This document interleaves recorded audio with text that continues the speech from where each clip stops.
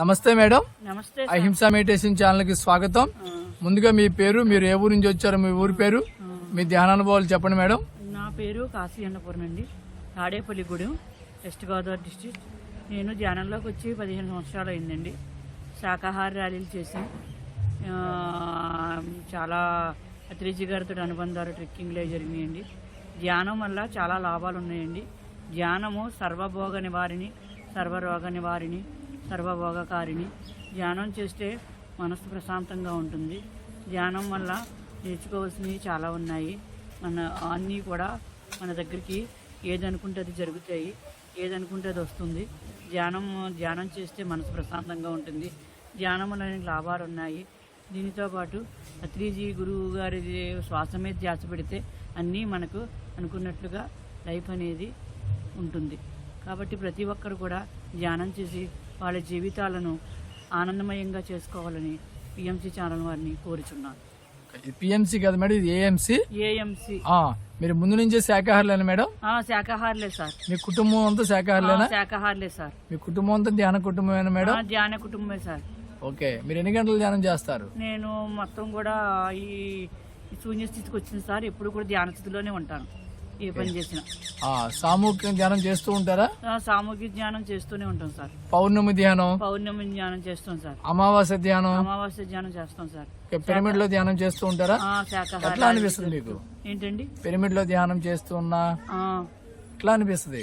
మనసు ఇంకా ఒక దూది పింజంలో గాలిలో తేలినట్టు, వేరే బాడీ వెకేట్ చేసినట్టు, వేరే ఆత్మ వేరే శరీరం ధరించినట్టు అంత శూన్యస్థితి ఏర్పడింది సార్. ఓకే, ఇంకా బయట విషయాలతో సంబంధం లేకుండా అంతర్ ప్రయాణంతో ఉంటాను ఎక్కువ, సోల్ కనెక్ట్ తోటి. శాకాహార ర్యాలీ చేస్తుంది ఎట్లా ఉంది మేడం మీకు? చాలా బాగుంది సార్. ఎన్ని ర్యాలీలో పాల్గొన్నారు? 10-15 ర్యాలీల దాకా పాల్గొన్నాను సార్. గ్రామాలు. పుస్తకాలు బాగా చదువుతూ ఉంటారా? గురువుల పుస్తకాలు సార్ చదువుతాను. ఎట్లా ఉంది పుస్తకాలు చదువుతారు? చాలా బాగుంటుంది. మ్యూజిక్ థెరపీ వింటా ఉంటాను. ఒక గురువు పుస్తకం చెప్పండి. ఒక గురువు జీవిత ఒక యోగి ఆత్మకథ అదొకటి చదివేము. మళ్ళీ మరణాంతర జీవితం అదొకటి చదివేము. దాంట్లో ఒక యోగి ఆత్మకథలో మీకు నచ్చింది ఏంటి చెప్పండి మేడం. అది ఆత్మ సోల్ కనెక్షన్, ఒక సోల్ జర్నీ లోపల అంతర్ ప్రయాణం గురించి బాగా అర్థమైంది సార్. ఓకే, తర్వాత ఇది యోగానంద పరమహంస జీవిత చరిత్ర అవి కూడా చదివాను సార్. ఓకే, కొన్ని బుక్స్ మా ఇంట్లో కూడా ఎక్కువ బుక్స్ను క్యాసెట్స్ ఎక్కువ వింటా ఉంటాను టైం దొరికినప్పుడల్లా. ఫస్ట్ నా దినచర్య ఏమిటంటే 3 గంటలు వేస్తాను సార్. వాకింగ్, యోగా, మెడిటేషన్, సజ్జన సాంగత్యం, మ్యూజిక్ థెరపీ, డైరీ రాసుకోవడం ఇవన్నీ చేస్తూ ఉంటాను సార్. 15 సంవత్సరాల నుంచి ఇట్లానే రొటీన్ లైఫ్ అనేది జరుగుతుంది. ఇక్కడ మీరు వశిష్ఠ గౌతమ్ దగ్గర ఎట్లా ఉంది మేడం మీ అనుభవాలు? ఇక్కడ చాలా బాగుంది సార్. చాలా హైపవర్ ఎనర్జీస్, చాలా పిరమిడ్ కూడా మన గోదావరి తీరం ఉండడం అన్ని కూడా చాలా బాగుందండి. ఇక్కడ భోజనాలు ఏంటి ఇవన్నీ కూడా చాలా, మెడిటేషన్ కూడా చాలా బాగా కుదురుతుంది. అసలు ఎక్కడ ఉన్నామనేది గంటల కూడా తెలియట్లేదు. చాలా బాగుందండి. ఎక్స్పీరియన్స్ కూడా, అనుభవాలు కూడా చాలా బాగుంది. మీరు భవిష్యత్తులో ధ్యాన ప్రచారం, శాకాహార ప్రచారం బాగా చేస్తారా? చేస్తానండి సార్. ఏఎంసీకి అనుకూలంగా నడుచుకుంటాం. మీరు హింస చేయొద్దని చెప్పండి ప్రపంచానికి. హింస చేస్తే నష్టం ఏంటి చెప్పండి. హింస చేయడం వల్ల మనకి రోగాలు ఎక్కువ అవుతాయి. దానివల్ల మనకి బాడీ అంతా స్పాయిల్ అవుతుంది, బాడీ కూడా కరెక్ట్ గా ఉండదు. శాకాహారం తీసుకోవడం వల్ల మనంతా మనసు ప్రశాంతంగా ఉండి గుణాలు కూడా సత్ప్రదస్తమనం దాటి ఏదైనా శతప్రజ్ఞత నిశ్చలత్వం అనేది వస్తుందని నా అభిప్రాయం.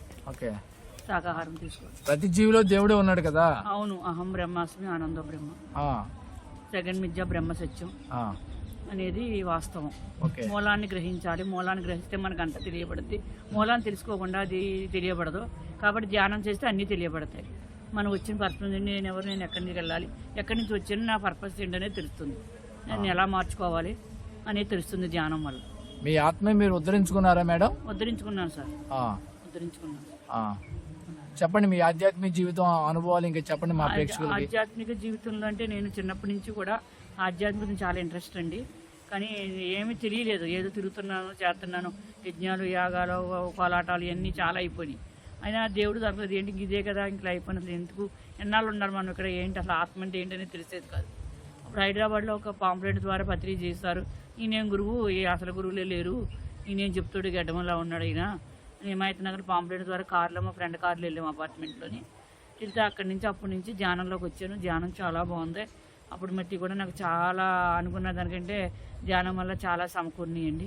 అంత హ్యాపీగా ఉందండి ఇప్పుడు, ఆనందంగా. Okay, thank you madam. మా హింసా ఛానల్ తరపున మీకు ధన్యవాదాలు. అలాగే మీ ఆ చక్కటి అనుభవాలు మా ఛానల్ తరపున అందరికీ అందించినందుకు. అలాగే సార్. మా ఛానల్ సబ్స్క్రైబ్ చేయండి, షేర్ చేయండి, లైక్ చేయండి. అలాగే సార్. Thank you.